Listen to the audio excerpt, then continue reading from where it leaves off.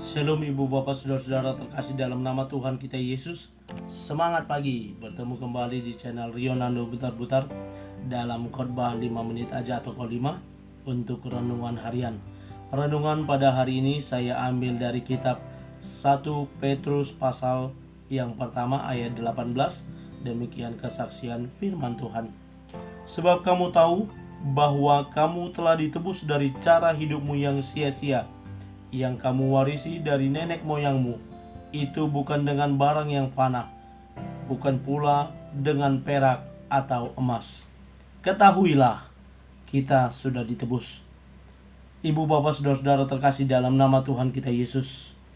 Suatu ketika ada dua orang adik-beradik yang kembar. Kakaknya bernama John dan adiknya bernama Johan. Mereka memiliki karakteristik yang berbeda, bahkan bertolak belakang. John, sang kakak, adalah orang yang baik, orang yang pintar, rajin belajar, sehingga dia boleh lulus dari universitas terkenal dengan nilai terbaik, dan akhirnya dia boleh bekerja di perusahaan terkenal, sehingga karirnya terus menanjak dan dia berhasil. Hal yang sebaliknya yang dilakukan oleh Johan sang adik. Dia adalah orang yang suka mabuk-mabukan. Dia adalah seorang yang berandal dan melakukan banyak kejahatan. Suatu ketika Johan bersama teman-temannya merampok minimarket dan membunuh serta karyawan minimarket, sehingga hal tersebut membuat dia menjadi buronan dan akhirnya ditangkap oleh polisi, dan dia pun dijebloskan ke penjara, dan ketika dalam pengadilan dia dituntut dengan hukuman mati. Ketika John sang kakak mendengar kabar tentang adiknya Johan, dia pun bergegas pergi menemukan sang adik karena dia teringat akan pesan dari ayahnya untuk bisa menjaga adiknya dan mengubah perilaku buruk sang adik menjadi baik. Akhirnya ketika di dalam penjara, John pun berkata kepada sang adik untuk membuka bajunya, dan mereka bertukar baju.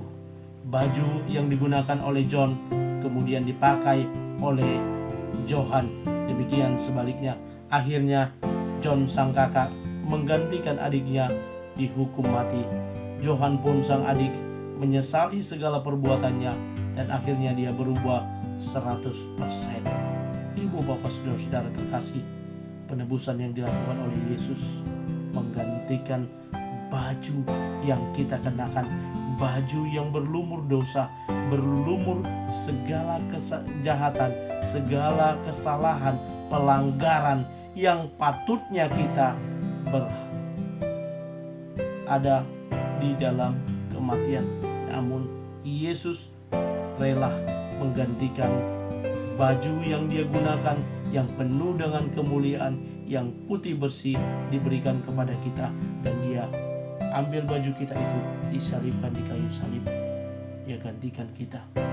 Ibu bapak saudara-saudara terkasih, Petrus berkata dalam suratnya ini bahwa kita telah ditebus dari cara hidup kita yang sia-sia, cara hidup yang di masa lalu yang sering mengikuti warisan dari nenek moyang, hal-hal yang berkenaan tentang penyembahan berhala, tentang hal-hal yang tidak disukai oleh Tuhan.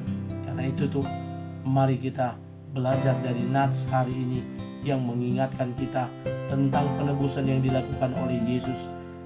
Dia menebus kita bukan dengan barang yang fana, bukan dengan emas dan perak, tetapi dengan dirinya yang rela mati menggantikan kita.